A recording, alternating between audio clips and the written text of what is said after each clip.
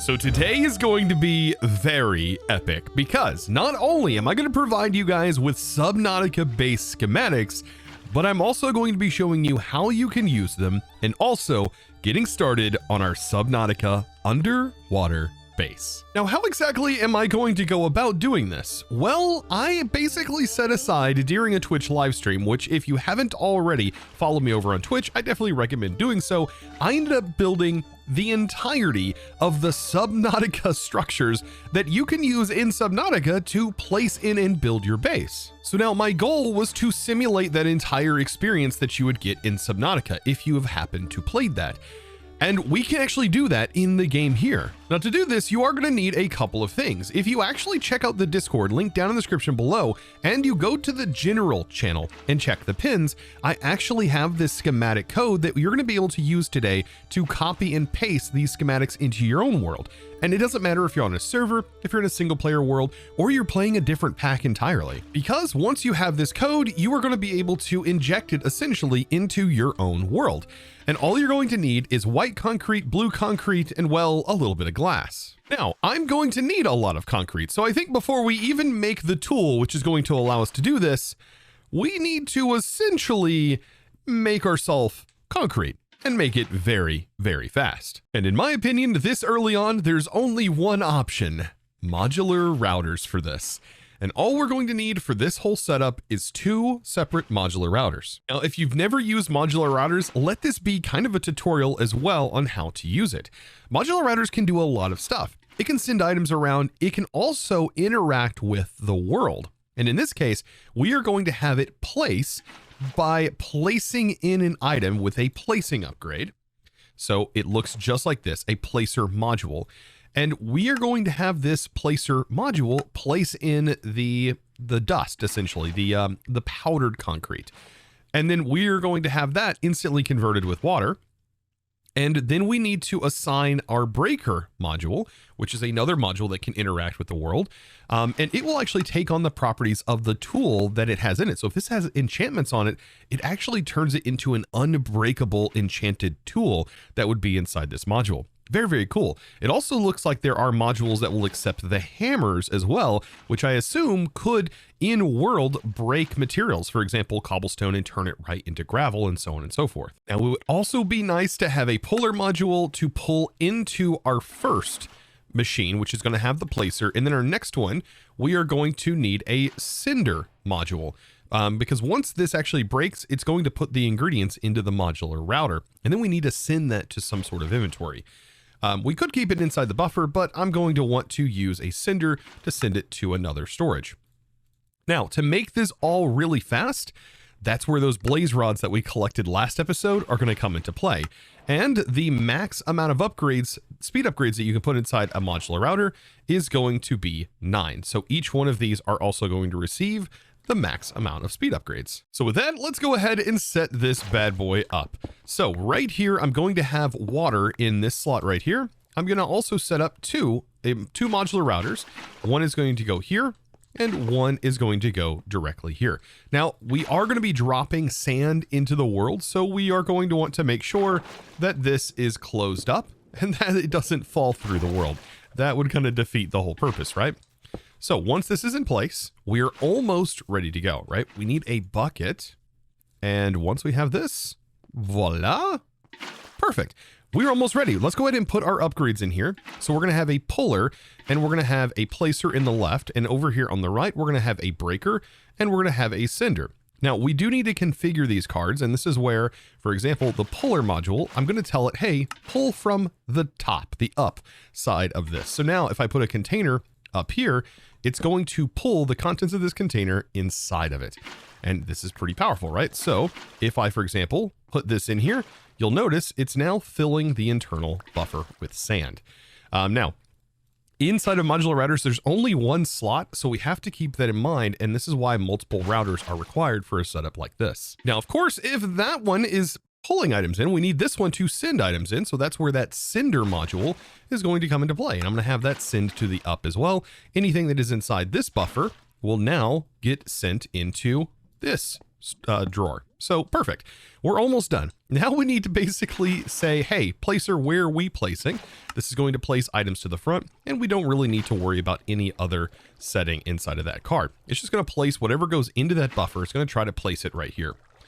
This one, on the other hand, the breaker, we want it to only break a certain set of materials. We want it to know that it has converted before trying to break something. This is where things get a little bit more complicated, right? Because we want to detect by either the item drop or match the block type itself. I think the block type is the best. We want it to detect in the front, and then we also want it to be whitelisted. We could also do blacklist, but in this case, if I set it to whitelist mode, we can then go to concrete and we can say, hey, I only want completed white concrete and I only want completed blue concrete. These are the two types of concretes that we're going to be using. Just make sure you reopen this and double check that everything is correct. And then we're almost ready to go. Now we've just got to, well, craft all of our concrete powder. And white is going to primarily be the concrete we're going to be using the most. And thankfully we get bone meal, so that means infinite white dye essentially coming from the sleuths. Now lapis we don't get as much of, but this is definitely plenty of blue dye for plenty of the blue concrete, which is primarily going to be a border in these builds. Now, before I turn this on, let's make sure to put the upgrades for the speed in here and then watch this thing go. As soon as I put this in, this thing is going to start going rocket speed. Yeah, that is incredibly fast. It is basically breaking this block and placing it every single tick. Very, very quick. And it also is making a very, very satisfying noise. And this is going to be the concrete that is going to allow us to build. Now we also need a bit of glass. And I think it's mighty time we set up the very, very interesting mega furnace. Now to make this furnace, we're essentially going to be building a multi-block structure out of cobblestone. And that's all we're going to need, because if we use furnaces, we can go ahead and craft this. I think you just need 27 furnaces to make this multi-block. I do have my block sounds turned off, but yes, we just need to build this out in a 3x3, and this is going to help me smelt glass incredibly fast. So I think after that, here we go. We now have ourselves a jumbo furnace.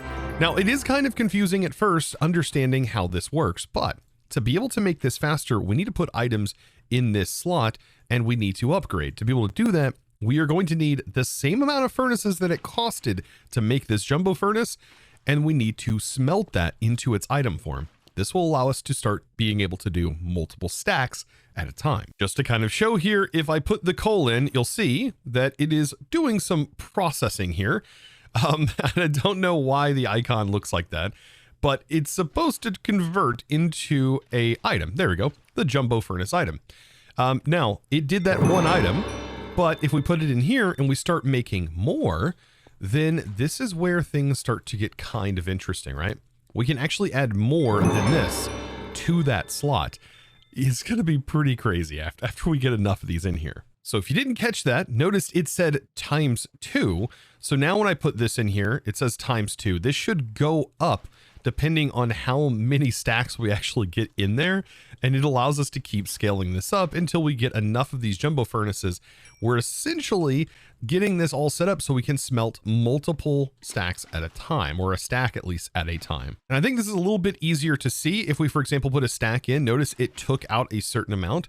And now when it does that smelt, you're going to start to see that you're going to see how many it's smelting at one time right now. So 6. So it counts the base, and then it also counts one more for every single jumbo furnace we have in here. So yeah, it might be time to utilize all of that cobblestone that you've been hoarding up. Like after a little bit of grinding, yeah, I made too many, but it holds 64. And so now furnace is all the way down. Oh my goodness. We now have technically the ability to smelt a ton of sand. And I mean like very, very quickly, right? So while I'm making the concrete, might as well get this done because this is gonna be incredibly important, right? So it can hold quite a bit of sand here. And it says right here, it's smelting 65 items at a time, which is kind of funny. I should take one out just to make sure it does 64 at a time. I don't know why. I feel like it should be 64, but There we go. I'm also going to check out this airdrop whenever it finally lands. But there we go. We now have tons of glass being able to be smelted. I mean, pretty quick. All right, let's see what's this bad boy got in it this time around. A chemical cell house, a cardboard box from Mechanism. I will take that. Thank you very much. Some redstone wire. Oh, and we just got some universal energy, another cardboard box and a thermo generator. That's another way to generate power. Dark steel, more iron, magma walkers, which we already have. But wait, are these better than my? They are significantly better than the ones I currently have. Well, looks like we just found a new pair of magma walkers.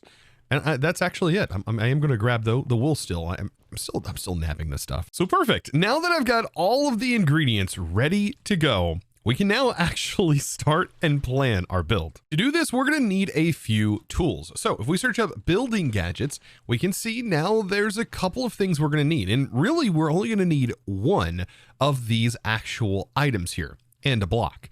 And that one item is simply going to be the copy paste gadget. Now, if you don't have a generator or a way to generate power up just yet, keep in mind you can, I believe, make a pocket generator. This is something that's really nice and is going to allow you to actually charge and keep your thing charged. And you can always make more of them as well. And this will also, they will all help keep this thing charged up. Now, another tool that we're going to need from the Building Gadgets mod is the template manager. Now, the template manager is how we're actually going to take that code that, like I said, is over on the Discord, and how we can take that and, for example, put it into our world. So if I go ahead and place down a template manager, we're going to need paper. And this is how we're going to load it in. I'm going to kind of show you an example here. You put paper down in the bottom slot, and then you just need to copy the entirety of the code that I have listed inside those files and click the paste button. Now, each one of these files are going to be a TXT, just a base text file. And I'm going to have the actual template name labeled as the actual text file itself. So I do recommend after you do paste it, for example, if I load up and paste in the I compartment, I can go ahead and copy that and then hit paste. When I do this, you can see this is the compartment. We can actually view the schematic for this. Now, the best way to do this, though, is to take this copy paste tool to load it into the paste tool and then to change its name. For example, this is I compartment, and what I'll do is I'll name it I compartment, hit save, and that's just going to make sure that the template is actually named I compartment. And you can do this for every single one of those files, and which I'm going to do. For example, this one is going to be a glass compartment, which is next. And I just need paper for this. So we just put paper in the slot, hit paste. Now this one is the glass compartment, which is basically the same thing, just has some glass. Now this isn't normal glass, by the way. That is something to keep in mind. I'm also going to name this one glass compartment, just like that, hit save. And now we have a template. We can load these templates at any time, by the way. So I can put this in and then I can actually load that one. Now, there is a bit of a render issue that can happen here. And you're actually seeing that render issue right here. So for some reason, whenever you have the template in the world, sometimes it will actually display the other blocks within the template. But keep in mind, these are all correct in their actual rendering. This one right here is just showing that prior template with the glass. I don't know why it does this, but you will notice this throughout. And I don't know if actually breaking the template manager and placing it back down will actually fix this.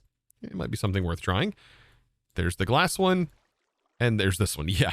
So yeah, just keep in mind, this is actually it's not going to have the glass like texture on the outside. It's just a bug as of right now. And you're going to recognize some of these compartments. For example, this is one of the large rooms, which you do get in Subnautica. And like I said, these are all based off of the Subnautica website. I kind of went through and I tried my best to recreate them the best I could. So perfect. After getting all of the templates ready to go, I have them all now inside of a barrel, ready to be pulled up at a moment's notice.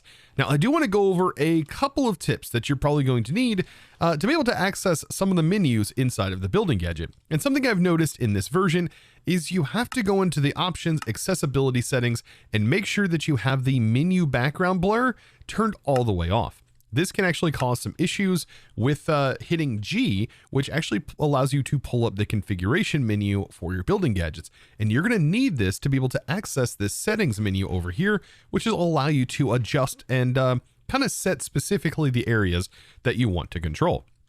Okay, so now that we know how to do this, if we hit G, we can open this up, and we're going to want to have the replace blocks toggled on for this. This is what's going to allow us to displace water, which is going to be very good. But be very, very, very, very careful with this, because actually when I was testing, I forgot to unanchor once I had a thing set, and I ended up wiping my entire base and had to load it back up. So, just in case, make sure you don't have things anchored unless you absolutely are ready to click that button. Speaking of clicking that button, let's go ahead and load our first connector. And I'm going to use a vertical connector for this. And this is how I'm going to get started here. So this is what my vertical connector looks like. It just goes up and down and allows me to drop down, which is what I'm going to place right in the center of our base. So I just need to put the copy paste gadget inside of here and hit load. So now this is defined, and if I go ahead and put this in paste mode by just hovering over it, we can now see this lock. And we can see the highlighted preview here. And the cool part about this, right, is like I mentioned before, we can anchor. So when we click that anchor button, we can then walk around and we can position this exactly where we want this by going into this settings menu and kind of fiddling with these coordinates. For example, I can drop it down and this will allow me to get it. Now, just be careful. Don't right click until you are ready to click that button. So I'll drop it down one more because I think that's exactly where I want it, is like one more down, just like so. And everything that is in its path will be voided when I right click. Now I'm also missing some glass because the glass that I'm actually using in these schematics is regular glass that were converted into connected glass, just like this. And then that's converted one more time to give us this really, really nice clear glass. And I recommend having this on you. You can also keep your materials in your backpack for this. Eventually we'll be able to pull out of an applied energetic system. But for now, you can actually keep the ingredients in your backpack and your inventory, and the building gadgets will pull from your backpack. So I think with this, I am ready to go. I need to double check and make sure there is nothing in the path of this area, which there's not, because I don't want to avoid any cables. And now we can just simply right click.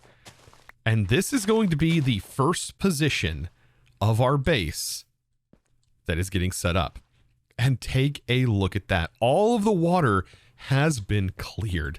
This is, like I said, where things are going to get kind of interesting. Now, this next section, I do want to use the X compartment. Now, this is a good example, right, where I said there's like that rendering issue. It looks like there's a bunch of glass here, but this is actually what the schematic looks like.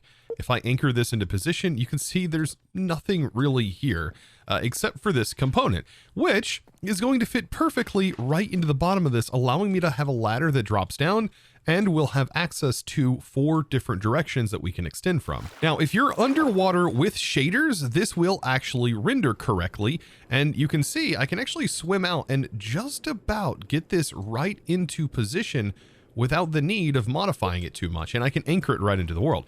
Now, if you are playing without shaders, it doesn't really render very, very well underwater. So that is something to keep in mind. But whenever you're in the building, and once we actually have a place we can stand, it will make it a whole lot easier for us to essentially place these in, right?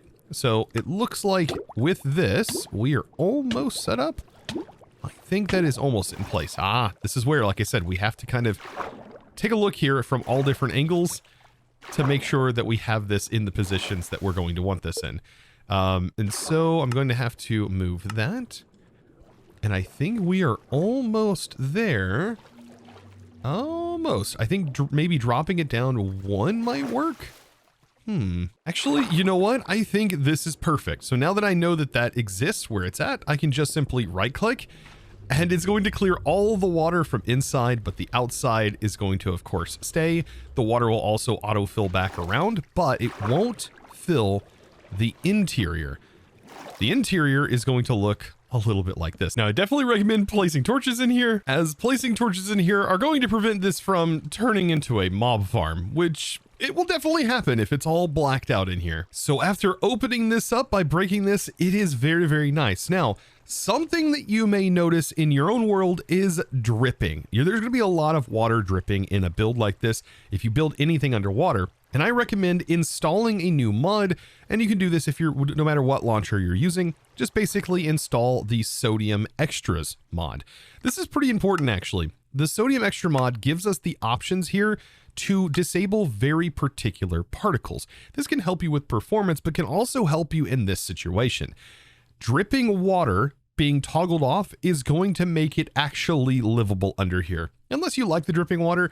But believe me, it's going to get quite overwhelming if you do not disable that particle because of the way the system works underwater. Otherwise, you would have to make all of these roofs at least 2 blocks thick, and that requires significantly more materials to build. And yeah, I'm almost positive this pack doesn't actually ship by default with the Sodium Extras, but you might want to check. You could also get away with making your own resource pack or potentially finding one that might remove the water dripping particles. But that's going to be a little bit harder than just installing a mod, I think. Now, a really cool ladder that you can use is going to be the framed ladder. This ladder right here, very, very cool because it can stay vertical, working very much like the ladders do in Subnautica. And I think this is going to be pretty cool, and we can texture it however we want. For example, I drop down here and I can place the ladder directly in the middle of the floor. And yes, it allows you to just bridge it up like so. Oh, this is so nice. And like I said, texture it however you want. Look at this. And I mean, this is kind of just like the ladders that you would see in the game. And then we can texture it a little bit. Yes, giving it its own flair. Oh, I'm loving this already. So now next on the list is expanding this out a little bit, and I'm going to be using my glass compartment. And now is where things is going to get kind of interesting, right? We can rotate this in all kinds of different directions, just like so. And we can actually start to align this. If we get far enough away out here, we can align this in such a way, if I clear these settings, where we can just like paste it right in. We do want it to be overlapping though with the current setup. That's how I've designed this. So yes, just like so. There we go. Right there. And if I have to, I can go ahead and lock it in. It is going to make it a lot easier if we lock it in. If only there was like a snapping mode. But yes, it's not too bad for what this has the potential to do. So there it is. So this compartment is in. And actually, let's go inside here to see it getting placed in from the inside. This is another thing you can do. You can also just be inside of the building when this gets placed in like this. Oh, it's so good. So good. And here's another example of how to do this from the inside. I'm looking at a particular block here. I'm going to drop this down and move this over and move it forward. So that way the block I'm looking at is the position that it's going to build at. And if I just right click right here, now I have another tube that was just made. This is fantastic. Now, one of the first rooms I want to get set up is going to be the Observatory, aka the actual bedroom. I want this to be my actual home where my bed resides. I think it's going to be a really nice room to also decorate. And so I've extended the room off here, and this is where that is going to go. The beautiful Observatory. Oh, this is actually really cool looking, being able to see all of the kelp also growing in the distance.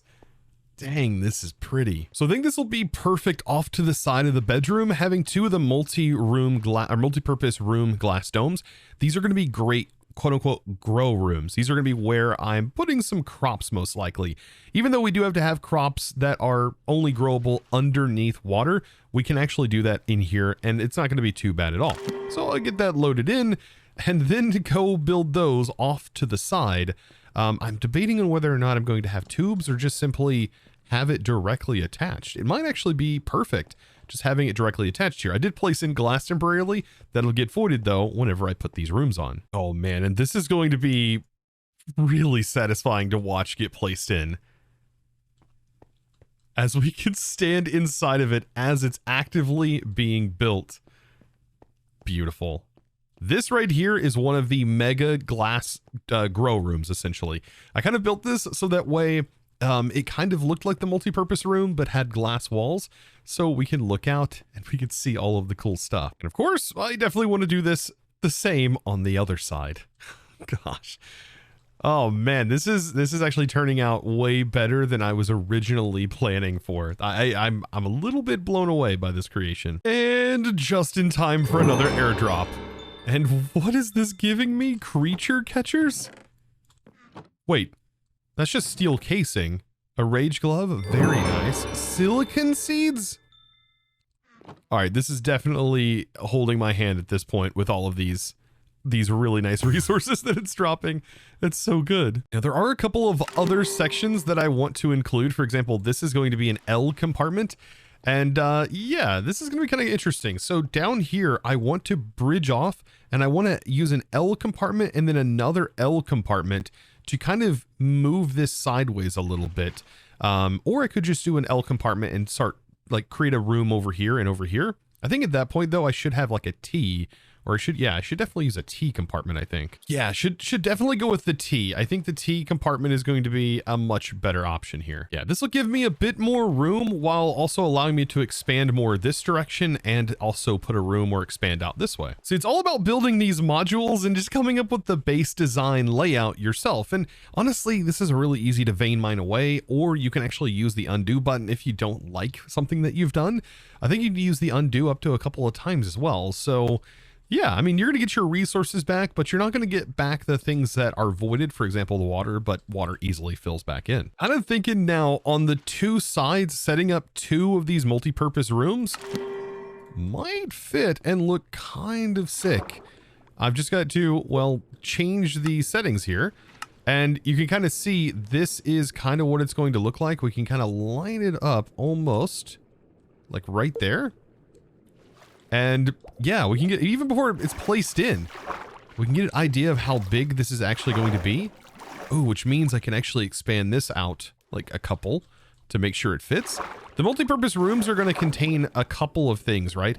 We can put a ton of different materials inside of these big rooms here. I mean, anywhere from like mob farms to all kinds of different stuff, right? We can set up automation. I also had like an idea to put a fish tank in the middle of this area.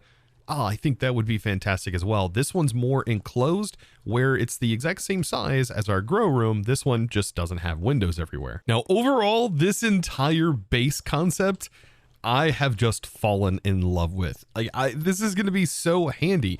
Anytime I need to add like a new room, for example, we can just simply add it in. That is how nice this is going to be. For example, here's a bed. Like, I think I actually want the bed on the actual ground, but still, like all of this, like it just all fits honestly too nicely down underneath the water. I mean, I do have to hand it though to the shaders that are included with the pack for making this look absolutely stunning, because without shaders, underwater building doesn't look the greatest. But I really wanted to set out and basically capture that Subnautica vibe, and I really hope that this has done that. In my opinion, it really feels like that Subnautica. And I think once we get some other things in here, like some storages, some interesting looking things that we can put on the wall, maybe, I think this is going to really start coming together. I mean, shoot, it's almost so nice. I don't know if I want to go back home. I think diving into more of the story of this pack and also exploring more automations and things that are going to allow us to progress a lot further is going to just have to wait until next episode. Hopefully you enjoyed. Check out the Discord, get those schematics, and I would love to see what you come up with over on the image gallery over there. So be sure, like I said, to check that out. If you haven't subscribed already, be sure to click that subscribe button. And guys, give this video a huge thumbs up. Hopefully you enjoyed all of this and the base idea. And of course, I want to thank the supporter of today's episode. That huge thanks is going to go out to Dragon. Thank you so much, by the way, for your amazing support and choosing to support me over on the Discord by becoming a Discord premium member and supporting me in one of the best ways possible.